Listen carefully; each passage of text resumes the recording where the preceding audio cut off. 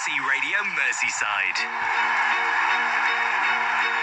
Good afternoon and welcome to an absolute feast of live sport on BBC Radio Merseyside this afternoon. This is Total Sport Saturday with me, Phil Munns, coming to you live from the world-famous Aintree Racecourse. The horses are racing as we speak. It's one of the build-up races as we get ready for the big one here.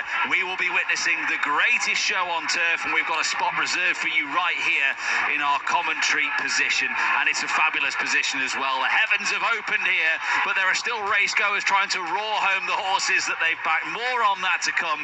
But in terms of the main race, we already know for a fact that we're going to have a different winner from last year. Nick Rocket is going to win the Grand National to Willie Mullins and his son Patrick.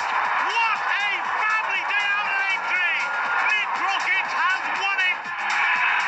Unfortunately, we know that Nick Rocket is a non-runner, so who will win the 2026 Grand National? We'll find out when we bring you live commentary on the race. It gets underway at 4 p.m. today. You can listen to it all live on your DAB digital radio and on Freeview channel 714 as well.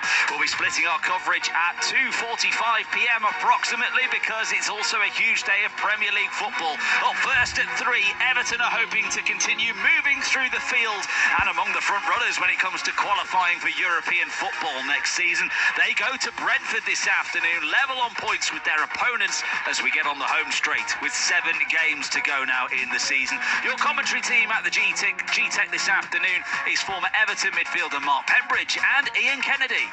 Yeah, that resounding win over Chelsea feels a long time ago now, but hopefully it's still fresh in the memory. Two sides here going for Europe, only goal difference separating them, and only 2 goals at that, so expect this one to be tight. Team news: Jarrad Branthwaite returns for Everton, Michael Keane drops to the bench, otherwise it's as you were from the Chelsea game. Everton unbeaten in their last 3 visits here, but a 4-2 loss at Hill Dickinson in January, a reminder of what Brentford are capable of. Now, live commentary for this one can be found on 95.8 FM and on BBC Sounds as well. That means you can ask your smart speaker to play it as well. Just ask it to play BBC Radio Merseyside. Both sides are 3 points behind Liverpool, who certainly feel like they've got work to do if they're to keep their necks in front and hopefully add a length or 2 from those chasers. The Reds are in between the 2 legs of their Champions League quarter-final with PSG, but that's going to be put to one side with Fulham coming to Anfield at 5:30. And one more live commentary while we're there, just the 4 for you this afternoon. We've also got Rugby League Challenge Cup quarter-final action, Warrington Wolves against Lee Leopards. That is also at 5:30. You can listen to that one on the BBC Sport app, so get that downloaded, or you can get it on the BBC Sport website.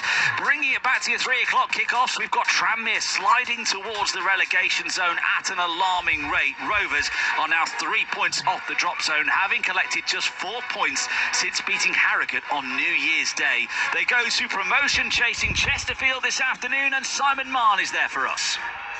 Yeah, it's a bright spring day here at Chesterfield's SMH Group Stadium. Given it's National Day, I'm tempted to say the going's good to firm for this intriguing match-up between Chesterfield and Tranmere. Tranmere starting the day 3 points clear of the drop, but hurtling down the table faster than those guys on the Artemis mission who came back to earth last night. Not scored and only picked up 1 point since Pete Wild took over last month. The big change: Kane Woolery has come in for Joe Ironside up front for Rovers. From the SMH Group Stadium, it's Chesterfield versus Tranmere. And Chester are on the tails of the National League North playoffs with just 3 games to go. AFC Fylde are on the verge of winning the title and are at the Diva this afternoon, as is BBC Radio Merseyside's Neil Turner. Without doubt, this is the match of the day in National League North. As you say, playoff aspirants Chester hosting the top of the table, Fylde, with both clubs going with all the Artemis afterburners fizzing full belt for the 3 points. Caretaker manager Conal Rawlinson has done a tremendous job since he took over from the previous incumbent, and it would be a brilliant achievement if he can oversee an end-of-season playoff placing.